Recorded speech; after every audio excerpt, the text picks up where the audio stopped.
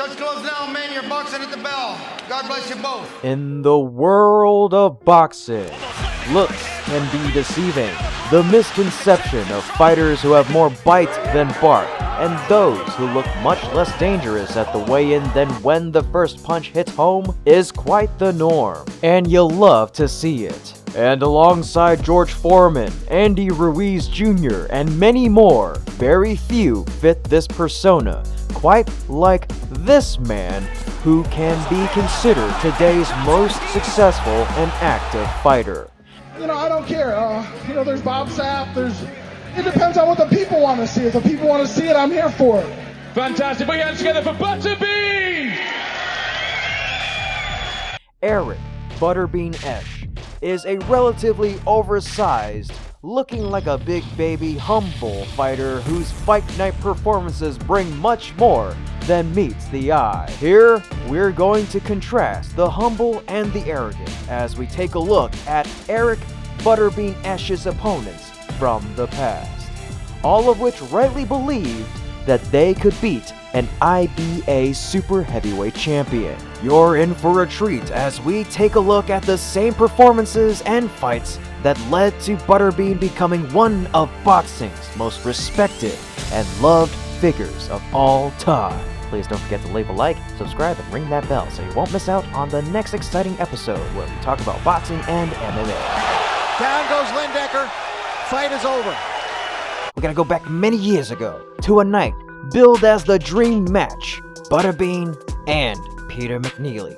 Before fighting with Butterbean, Peter McNeely was once a top 10 heavyweight contender, and heavyweight boxer Hurricane Peter McNeely knocked out former champ J.B. Williamson down 3 times in the first round to win by TKO, and Lorenzo Boyd in the first round. Having such achievements under one's belt does inflate one's ego, and that is exactly what happened for Peter McNeely, who is arguably the most arrogant man in boxing. Him, Butterbean, is like a clumsy deaf kid that should be put down in the first round. With 38 seconds remaining in the first round, Butterbean swarmed McNeely, never letting him have an opportunity to land another punch.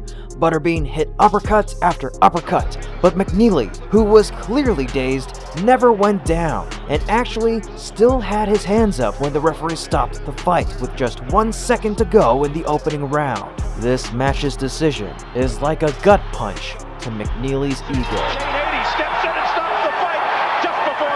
Next, we have Johnny Knoxville, who could be considered the face of the Jackass series and movies. There's never an episode or installment that didn't feature the well-known celebrity. Like in every episode or movie he's ever been, Knoxville bit off more than he could chew this time against one of boxing's biggest ever heroes, Eric Butterbean Esch. And, well, let's just say the fight didn't last long against the Leviathan.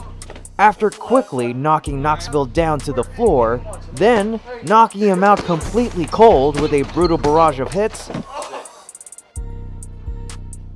you could hear Knoxville, who was left needing stitches in his head, snoring when he was lying prone on the ground, which is actually the sound of him trying not to swallow his own tongue.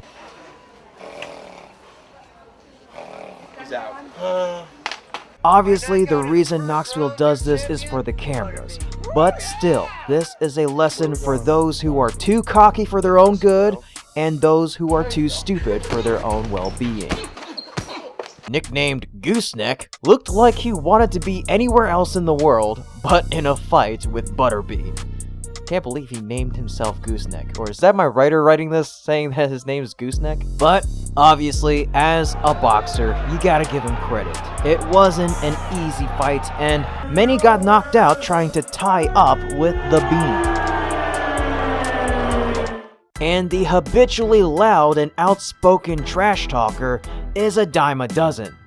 Which brings us to Lewis, the facelifter Monaco, who had defeated Michael Dokes, There is only contempt in his eyes as he sets his sights on the American Bean. But it was all over when he entered the second half. His opponent, Eric Butterbean Esch, quickly connected with a devastating right that knocked Monaco out cold. The ref immediately called a halt to the bout as Monaco lay motionless at the edge of the ring. From what we've seen so far, you can surmise yourself that Butterbean is actually quite the fighter.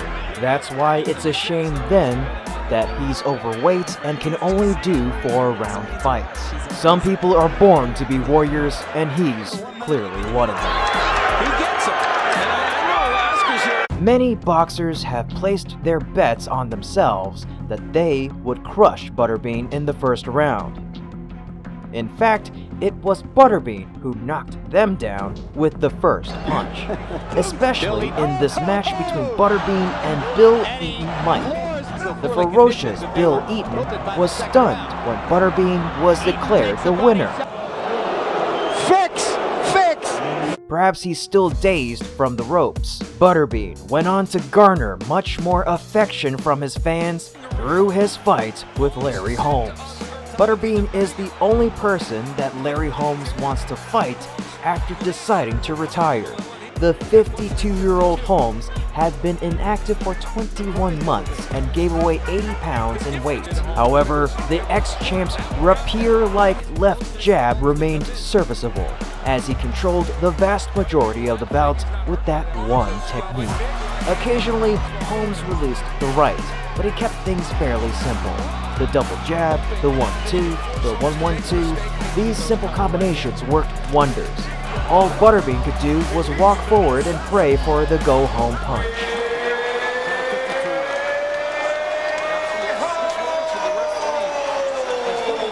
When a boxer decides he is going to fight the Bean, at least it's no secret as to what he needs to prepare for. At the ring of the bell, Butterbean is coming for you, and he is coming full steam ahead.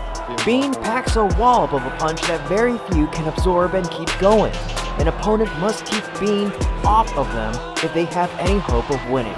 They must have a powerful jab and keep moving, and then hope and pray that they can exhaust Butterbean and catch him with a knockout punch. If they don't possess or can develop these tools and abilities, they best not get in the ring with this absolute unit.